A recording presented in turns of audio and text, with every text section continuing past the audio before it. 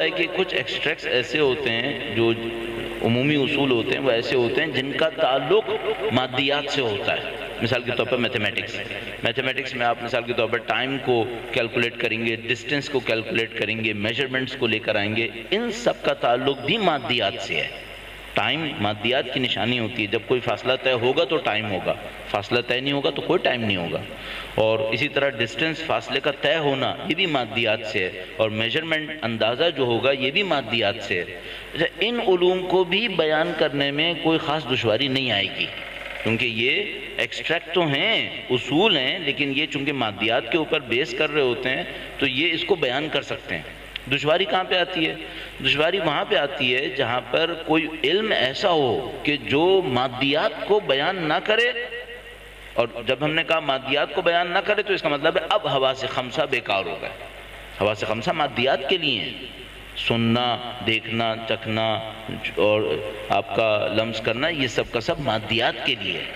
اگر کوئی علم ایسا ہو کہ جو مادیات کو بیان نہ کر رہا ہو، میٹیریلز کو بیان نہ کر رہا ہو، تو اب اس کے سامنے ایک دشواری آتی ہے کہ اب اس نے ایک ایسی چیز کہنی ہے جو نہ انہوں نے دیکھی ہے نہ دیکھنے کے قابل ہے. دیکھنے کی طاقت ہی نہیں ہے انسان کے اندر، نہ انہوں نے سنی بھی نہیں ہے اور سن بھی نہیں سکتے اس کان سے. انہوں نے چکھی بھی نہیں ہے اور چکھ بھی نہیں سکتے. اب مثال کے طور پر خداوند متعال نے جنت میں دی جانے والی غذاؤں کو بیان کرنا ہے. اب یہاں بہت سارے کوسچنز ہیں. پہلی بات تو یہ کہ ہمارے یہاں غذا مادی ہوتی ہے. آیا جنت میں جو ملنے والی غذائیں وہ بھی مادی ہیں؟ ہمیں نہیں معلوم.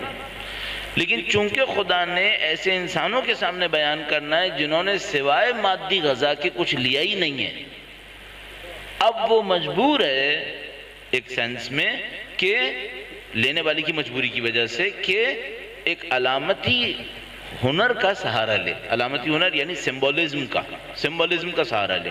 سمبولزم میں کیا ہوتا ہے؟ ہم دنیا میں سمبولزم کو بہت استعمال کرتے ہیں. شاعری میں آپ نے دیکھا ماشاءاللہ کتنی اچھی تماثیل دی گئیں. مثلا موت فرض کریں اپنے پنجے گاڑی ہوئی ہے. اب جب آپ نے کہا کہ موت پنجے گاڑے ہوئی ہے تو آپ نے موت کو مثلا ایک عقاب سے تشبیہ دے دی. اور یہ عقاب جیسے پنجے گاڑ دیتا ہے تو موت، اب ظاہر ہے کہ موت کے تو پنجے نہیں ہیں، نہ موت عقاب ہے. تو یہ آپ نے کیا کیا؟ اس کو ہم کہتے ہیں سمبولزم، کہ آپ نے علامتوں سے استفادہ کیا. اچھا، اب یہ جو علامتوں سے استفادہ کرنا ہوتا ہے، اس میں ایک اور چیز ہوتی ہے، مجھے کہ ایک ٹرمنالوجی استعمال ہوتی ہے، میں اس کو بھی آپ کی خدمت میں عرض کر دوں. معقول کو محسوس سے تشبیہ دینا. معقول کو محسوس سے تشبیہ دینا یعنی کیا؟ مثال کے طور پہ ایک چیز ہے جو معقول ہے، عقل میں آنے والی ہے، حس میں آنے والی نہیں ہے، صرف عقل میں آنے والی ہے. لیکن چونکہ وہ ایکسٹریکٹ ہوتی ہے، اس کو سمجھنا مشکل ہوتا ہے، تو ہم اس کو تشبیہ دے دیتے ہیں محسوس سے، جو حس میں آ جائے. اب معقول کو محسوس سے تشبیہ دی جاتی ہے تاکہ معقول لوگوں کے لیے آسان ہو جائے. تو خداوند متعال نے تشبیہ دینی تھی گمراہی سے، گمراہی کے لیے. اچھا، گمراہی کوئی میٹیریل فینومینا نہیں ہے. ایک آدمی گمراہ ہو گیا تو اس کا کوئی مادی فینومینا نہیں ہے. مادی فینومینا کیا ہوگا؟ مثلا مشرق کی طرف گیا، مغرب کی طرف گیا، شمال کی طرف گیا یا جنوب کی طرف گیا، تو یہ تو مادی ہو گیا.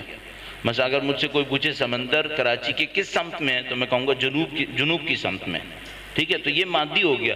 لیکن اگر کوئی مجھ سے کہے میں ہدایت پر ہوں یا گمراہی پر، اچھا کیا فرق پڑتا ہے کہ مشرق میں جا رہا ہے یا مغرب میں جا رہا ہے، شمال میں جا رہا ہے یا جنوب میں جا رہا ہے؟ گمراہی کا کوئی تعلق چار سمت سے نہیں ہے، اس کا مادیات سے کوئی تعلق نہیں ہے. گمراہی تو اگر حق پر ہے تو ہدایت یافتہ ہے، اور حق سے گریز کر رہا ہے تو گمراہی پر ہے. اس کا مادیات سے کیا تعلق؟ صحیح. اب خداوند متعال نے گمراہی کے مختلف درجے بیان کرنے ہیں. مثلا کچھ لوگوں کی گمراہی ایسی ہوتی ہے کہ غفلت کی گمراہی ہوتی ہے. ذرا سا ان کو ہلاؤ، ان کو بتاؤ بھائی کہاں جا رہے ہو، تو وہ سمجھ جاتا ہے اور سیدھے راستے کے اوپر چل نکلتا ہے. اب خدا نے سمجھانا ہے کہ بعض لوگوں کی گمراہی انتہائی عمیق ہے، اتنی گہری ہے، کچھ بھی کرنے حق پہ نہیں آتے. تو کیسے سمجھاتا ہے؟ فرماتا ہے ایسے سوچو کہ جیسے سخت ترین طوفان میں، سیاہ رات میں، بادلوں کی زد میں ایک کشتی بغیر کسی چلانے والے کے چل رہی ہے. اب کوئی ہے جو اس کشتی کو منزل تک پہنچائے؟ کیسے پہنچائے؟ نہ آسمان پہ کوئی نشانی، نہ زمین پہ کوئی ہدایت اور رہنمائی، کچھ بھی نہیں ہے، ایسے ہی چل رہی ہے.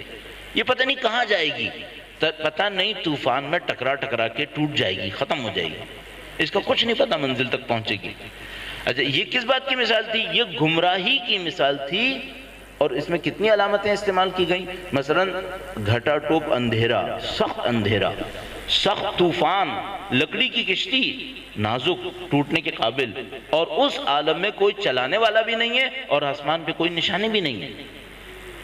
اب گمراہی غیر مادی حقیقت ہے، نان میٹیریل فینومینا ہے، لیکن اس نان میٹیریل فینومینا کو بیان کرنے کے لیے جو مثال آپ نے دی ہے وہ مادی دی ہے، تو اس کو کہتے ہیں تشبیہ معقول بے محسوس.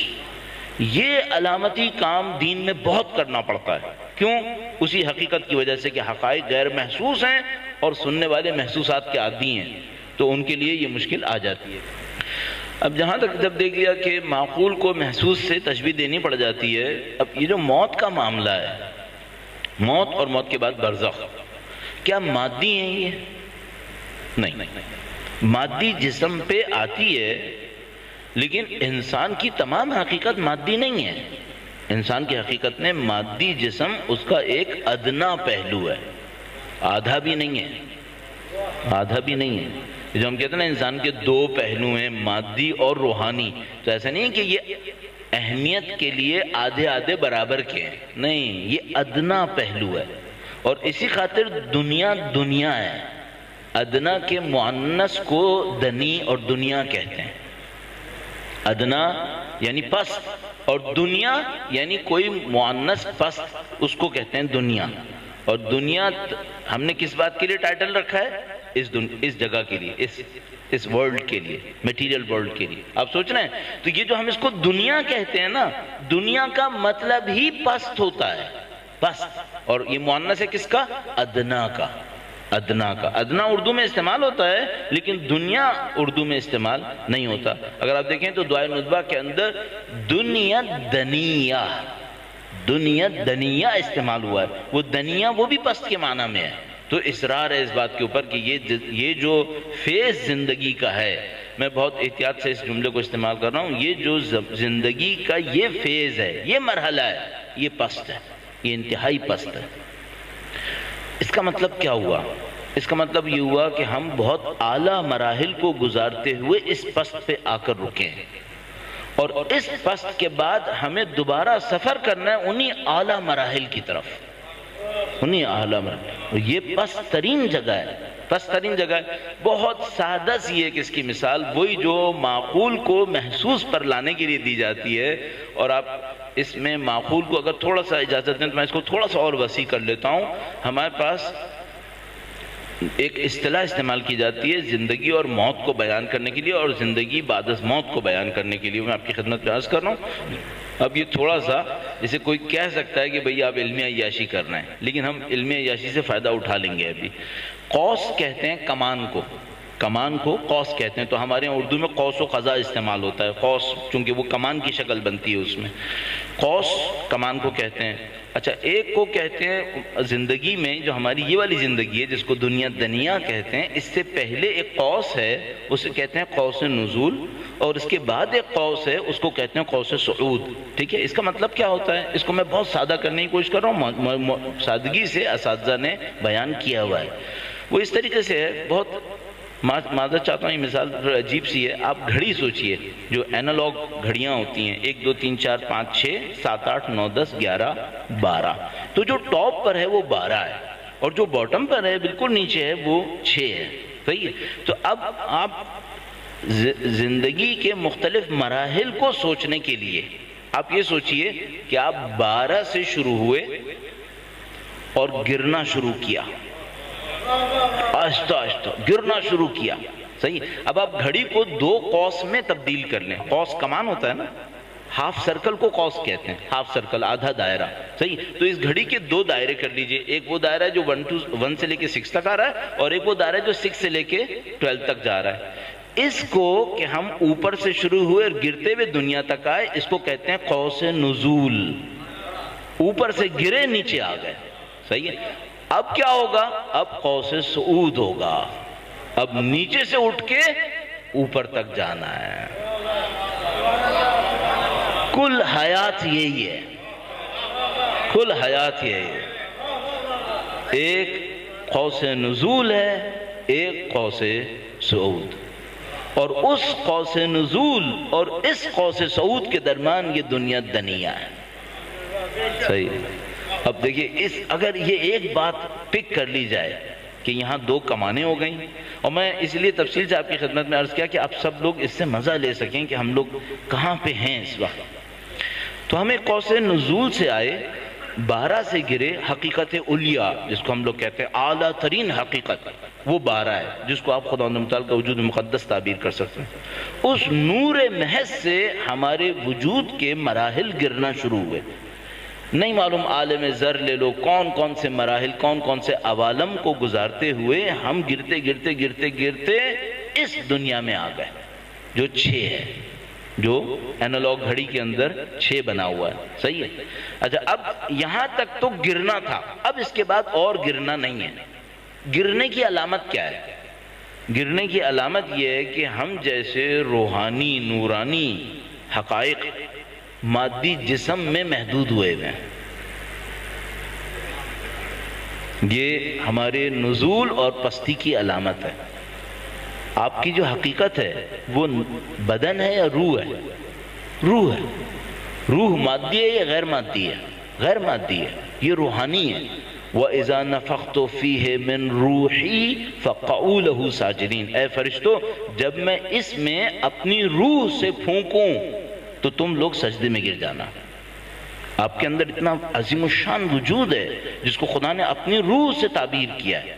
یہ قطعاً مادی نہیں ہے، یہ انتہائی پاکیزہ، انتہائی نورانی، انتہائی بلند حقیقت ہے. اتنی بلند حقیقت کس کے ساتھ مکس ہوئی ہے؟ اس جسم کے ساتھ. یہ پستی کی علامت آ گئی. اب اس سے زیادہ پست انسان نہیں ہو سکتا، اس سے زیادہ نیچے نہیں آ سکتا. آپ یہاں پہ آ گئے. اب کیا ہونا ہے؟ اب وہ جو انہوں نے بہت خوبصورت مصرع پڑھا تھا، ماشاءاللہ کیا مصرع پڑھا تھا آپ نے، وہ جو تھا کہ گھومے سیر کی گھومے پھرے واپس وطن میں آ گئے. اب آپ سوچئے گا، آپ اوپر سے گر کے نیچے آئے تھے، سیر کی گھومے پھرے واپس وطن میں. صحیح ہے. بس میں ایک اضافہ کروں گا، اب واپس وطن میں آئے نہیں ہیں، واپس وطن میں آنے کا سفر شروع ہوا ہے. بہت لمبا ہے. 6 سے اٹھ کے 12 تک جانا ہے. یہ سفر چھوٹا نہیں ہے، بہت لمبا سفر ہے. اچھا یہ سفر ہے کیا؟ اب میں یہ جو گھومے پھرے سیر کی گھومے پھرے اس کو چھوڑ دیتے ہیں. یہاں سے مرے، اب مرنے کے بعد کیا ہے؟ اب ایک سفر ہے. کون سے قوس کا؟ نزول کا یا صعود کا؟ صعود کا، اوپر جانے کا، 6 سے 12 کا. صحیح. یہ سفر ہے کیا؟ ہونا کیا ہے اس کے اندر؟ اور یہ جو ہم 6 پر ہیں یہاں پہ کیا ہونا ہے؟ اس کو ہمیں سمجھنا ہوگا. اگر ہم یہ سمجھ لیتے ہیں، اور قرآن کریم اور دین مبین سمبولزم کے بغیر نہیں سمجھا سکتا ہمیں. اس نے علامتوں کا سہارا لینا ہے. ہم اس کے سوا سمجھنے کے قابل بہت کم لوگ ہیں. بہت کم لوگ، شاذ و نادر کوئی ہوگا اس دنیا کے اندر جو اس کے بغیر سمجھنے کے قابل ہو جائے، کیونکہ اس کو پھر حواس خمسہ سے بالکل آزاد ہونا پڑے گا. اور انسان، ہم لوگ زیادہ تر حواس خمسہ کے اندر محدود ہونے والے لوگ ہیں. ہماری عقلیں اتنی کامل نہیں ہوتی ہیں. البتہ کچھ لوگ اس کی پریکٹس کر چکے ہوتے ہیں اور ان کی عقلیں اتنی کامل ہوتی ہیں کہ وہ حواس خمسہ کے اندر قطعاً محدود نہیں ہوتی. اب تصور فرمائیں ہم لوگ کی، میں یہ بریکٹس کے اندر رکھ کے جملہ معترضہ عرض کروں، ہم لوگ اتنے مادیات کے عادی ہیں کہ خواب بھی مادی شکل میں دیکھتے ہیں. خواب بھی مادی شکل میں دیکھتے ہیں. تو مثال کے طور پر اگر کسی فرشتے کو دیکھتے ہیں تو روحانی وجود میں نہیں دیکھتے، وہ بھی مادی وجود میں دیکھتے ہیں. یہ ہم لوگوں کی مادیات محض میں گرفتاری کی علامت ہے کہ ہم مادیات میں اتنے غرق ہو گئے، اتنے وابستہ ہو گئے ہیں کہ ہمیں معلوم ہے یہ مادیات صرف اس فیز میں ہے، نہ اس سے پہلے ہے نہ اس کے بعد ہے. لیکن ہمارے جتنے بھی خواب آتے ہیں سب مادیات میں آتے ہیں، جبکہ مادیات صرف اس فیز میں ہے. اس کے بعد کہیں مادیات نہیں ہے، نہ اس سے پہلے کہیں مادیات ہے، صرف اس فیز کے اندر ہے. اب یہ کیا ہو رہا ہے یہاں پر یہ میں آپ کی خدمت عرض کرنے گویا ہوا یوں ہے. اب اس کو بیان کرنے میں اگر ذرا سی غلطی ہو تو پھر مسائل بہت زیادہ ہیں، لیکن تشبیہاً، کنایہ، استعارہ، مثال جو آپ کہیں اس کو استعمال کر لیجئے. یوں سوچئے جیسے کوئی بہت بڑا وجود، بہت عظیم الشان وجود، اس نے اپنے وجود سے کچھ ٹکڑے نکالے. اچھا یہ سب مادی باتیں ہیں، یہ روحانی نہیں ہے، صحیح ہے، لیکن ہم لوگ اتنے عادی ہیں، ہم سوائے مادیات کے کچھ نہیں کر پاتے. صحیح. تو ایک بہت بڑے وجود نے اپنے وجود سے ٹکڑے نکالے، چھوٹے چھوٹے ٹکڑے، اربوں ٹکڑے نکالے، اور ہر ٹکڑے کو یہ ٹاسک دیا، یہ کام دیا کہ وہ اس کا جیسا بن کے دکھائے. بہت عظیم الشان وجود ہے، بہت عظیم الشان وجود ہے، اس نے اپنے وجود سے اربوں ٹکڑے نکالے. اور وہ عظیم الشان وجود ایسا ہے کہ اربوں نکالنے کے بعد اتنے ہی ارب اور نکالے تو اس کے وجود پہ کوئی کمی نہیں آتی. اس نے اپنے وجود سے اربوں وجود نکالے، اور ہر چھوٹے مختصر ذراتی وجود کو ایک ہدف دیا. وہ کیا دیا؟ تم میرے جیسے بن کے دکھاؤ. صحیح. اس ذراتی وجود نے کہا کہ اے عظیم الشان وجود، میں جو اتنا ذراتی وجود ہوں، مائکروسکوپک جس کو ہم لوگ کہتے ہیں، میں تیرا جیسا کیسے بن سکتا ہوں؟ تو اس نے کہا کہ میں اگر تمہیں کام دے رہا ہوں تو یہ تو نہیں ہوگا کہ کام کا وسیلہ بھی نہ دوں. تمہیں اگر میں ٹاسک دے رہا ہوں، ذمہ داری دے رہا ہوں، تو ذمہ داری کا وسیلہ دیے بغیر تھوڑی چھوڑوں گا. اگر میں آپ کو ذمہ داری دوں کہ آپ پورٹ تک جائیے، کراچی کی بندرگاہ تک جائیے، تو مجھے سوچنا پڑے گا کہ بھئی 16-17 کلومیٹر 18 کلومیٹر اس آدمی نے طے کرنا ہے، یا تو ٹائم زیادہ دوں یا کوئی اس کو سواری دوں، کچھ تو دوں میں اس کو. تو خدا مثلا وہ عظیم الشان وجود یہ کہے کہ میں تم کو یہ چیلنج دے رہا ہوں کہ تم میرا جیسا بن کے دکھاؤ، تو وہ ذراتی وجود کہتا ہے کہ میں تیرا جیسا کیسے بن سکتا ہوں؟ تو وہ کہتا ہے کہ میں تمہیں وسیلہ دیے بغیر تھوڑی چھوڑوں گا. تو میں اس سے سوال کرتا ہوں کہ وہ کون سی سواری ہے جس پہ سوار ہو کر میں تیرا جیسا بن سکتا ہوں؟ تو وہ کہتا ہے نفس لے لو، نفس. میں تمہیں اپنی عظیم الشان وجود کی ایک ایسی تجلی دوں گا جس کو اگر تم سنبھال گئے تو تم میرے جیسے بن سکتے ہو، تم میرے جیسے بن سکتے ہو. ایسی عظیم الشان تجلی دوں گا کہ اگر تم اسے سنبھال کے لے کر چلے تو تم میرے جیسے بن سکتے ہو. تو اب یہ جو تجلی ہے یہ اتنی خوبصورت ہے، اتنی عظیم الشان، اتنی بھرپور صلاحیتوں کے ساتھ کہ یہ اس عظیم الشان وجود کے اندر تبدیل ہو سکتی ہے. تو اب ایک اور مسئلہ آیا، وہ یہ کہ یہ تجلی تو سب کو مل گئی ہے، سب کو مل گئی ہے، کیا سارے کے سارے اس جگہ تک پہنچ جائیں گے خود سے؟ تو فرماتا نہیں، ایسا تو نہیں ہوگا. یہاں پر کچھ نہ کچھ حساب کتاب ہوگا. تو یہ کیسے حساب کتاب ہوگا؟ یہ عظیم الشان تجلی سب کو مل گئی ہے، کیا سب تیرے جیسے بنیں گے؟ تو کہتا ہے نہیں، خود سے تو سب نہیں بنیں گے. اب ذرا سا رک جائیے گا کہ میں آخر میں بتاؤں گا کہ سب نے بننا ہے، سب نے بننا ہے. خود سے تو سب نہیں بنیں گے، کچھ بنیں گے، کچھ نہیں بنیں گے. تو اے عظیم الشان وجود، اس تجلی کے ہوتے ہوئے یہ کیسے ہوگا کہ کچھ بنے اور کچھ نہ بنے؟ تو وہ کہے گا کہ میں اس تجلی کے ساتھ تمہارا امتحان لوں گا، تمہارا امتحان لوں گا. جو امتحانوں میں کامیاب ہوں گے وہ خود سے اس عظیم الشان وجود کے برابر بن جائیں گے. اب جیسے آپ کہتے ہیں نا امتحان لوں گا، اب ایک بات سمجھ میں آئیے، اس عظیم الشان تجلی کے ساتھ اگر کوئی اور چیز اٹیچ نہیں ہوئی تو امتحان ہو ہی نہیں سکتا. پھر کیسے امتحان ہوگا؟ امتحان کے لیے کوئی خواہش چاہیے ہوتی ہے، امتحان کے لیے کوئی لالچ چاہیے ہوتی ہے، امتحان کے لیے خیر اور شر دونوں کا امکان چاہیے ہوتا ہے، جبکہ اس عظیم الشان تجلی میں خیر کے سوا کچھ نہیں ہے، خیر محض ہے. یہ تو امتحان کیسا؟ تو اس نے کہا کہ ٹھیک ہے، اس تجلی کے اندر تو خیر محض ہے، اس روح کے اندر سوائے خیر کے کچھ نہیں ہے، سوائے تجلی عظمیٰ کی کچھ نہیں ہے، لیکن میں تمہیں ایک پست وجود ساتھ لگا کے دوں گا جس میں شر آئے گا، اس سے تمہارا امتحان ہوگا. اور وہ پست وجود کیا ہے؟ یہ بدن اور اس کے تقاضے۔ اب ہمارے پاس ایک عظیم الشان تجلی ہے جو الہی تجلی ہے، جو نفس ہے ہمارا، ہماری روح، اور ایک ہمارے پاس پست دنیا کی پست حقیقت ہے، ہمارا بدن۔ اب جنگ کیا ہے؟ جنگ یہ ہے کہ یہ پست بدن جیتے گا یا وہ خدا کی تجلی جیتے گی۔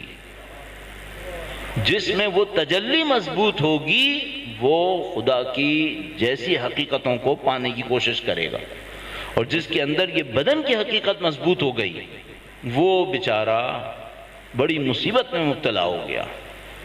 یہ جو بڑی مصیبت ہے یہ ترجمہ سلیس ہے خسران کا، ان الانسان لفی خسر، بڑے نقصان میں پھنس گیا ہے۔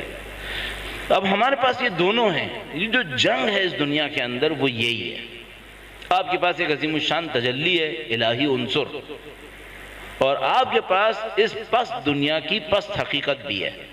یہ دونوں ایک دوسرے سے لڑ رہے ہیں، اور یہ دونوں لڑتے ہوئے ہمارے پورے وجود کو اپنے وطن پر لے جانے کی کوشش کر رہے ہیں۔ دنیا کا وطن یہی ہے، اور اس عظیم الشان تجلی کا وطن خدا کی ذات ہے۔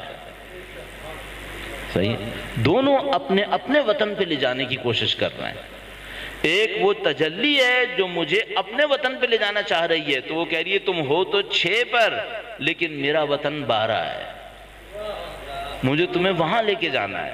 اور یہ جو بدن ہے یہ کہتا ہے تیرا وطن 12 ہو یا 9، میرا وطن 6 ہے، مجھے تجھے یہیں دفن کرنا ہے۔ ساری جنگ اس پر ہے، ساری جنگ اس پر ہے۔ اچھا، اب ہر ایک کے پاس اپنا ٹول ہے، ہر ایک کے پاس اپنا وسیلہ ہے۔ نفس جو تجلی عظمیٰ ہے اس کے پاس اپنے وسیلے ہیں، معنویت، خدا سے ارتباط، اس عالم دنیا سے قطع تعلق، اپنی وابستگیاں خدا سے بنانا، اس دنیا کے اوپر زیادہ حریص نہ ہونا، زہد، تقوی، یہ اس نفس کی تجلی کی حقائق ہیں۔ اور وہ جو بدن ہے اس کے اپنے وسائل ہیں۔ اس کے وسائل کیا ہیں؟ خواہشات، خوف، وابستگیاں، اٹیچمنٹ اسی دنیا سے۔ جو جس کو زیادہ استعمال کر گیا وہ وہیں کا ہو رہا، معاملہ ختم۔ جو جسے استعمال کر گیا وہ وہیں کا ہو گیا۔ تو جس نے اپنے نفس کی تجلی کی حقیقتوں کو زیادہ استعمال کیا، قرب خدا، اس سے انس، اس سے وابستگی، اس سے لگاؤ، اس کی طرف توجہ، وہ اس وطن کا ہو گیا، وہ اسی طرف جائے گا۔ اور جس نے اس بدن کی خواہشات، اس کے خوف، اس کی لالچ، اس کی حسد، اس کے بغض، اس کا کینہ، اس کی وابستگیاں، اس پہ محنت کر دی، وہ یہیں کا ہو گیا، وہ یہیں پہ مارا گیا۔ اب موت کیا ہے؟ اور آگے جو میں نے آپ کی خدمت میں ایک جملہ عرض کیا تھا کہ کتنے لوگ تجلی کی ہدایت میں خود سے خدا تک پہنچیں گے، یہ میں آپ کی خدمت میں عرض کرتا چلوں۔ جو ابھی تک میری سمجھ میں آتا ہے وہ یہ کہ خواہ نہ خواہ جلنے، مرنے، کٹنے، عذاب جھیلنے کے بعد خواہ نہ خواہ سب کا سفر 12 پر ہے، یہ تو سمجھ میں آتا ہے۔ لیکن اس سے کہ اس دنیا سے نکلے اور سب کا سفر 12 پر ہے، بیچ میں داستان بہت لمبی ہے، اتنی لمبی کہ خدا اسے خالدین فیہا کہتا ہے، خدا اسے ہمیشہ کا کہتا ہے، اتنی لمبی داستان ہے یہ۔ اس میں برزخ جو خود لاکھوں سال کی ہے وہ ایک مرحلہ ہے،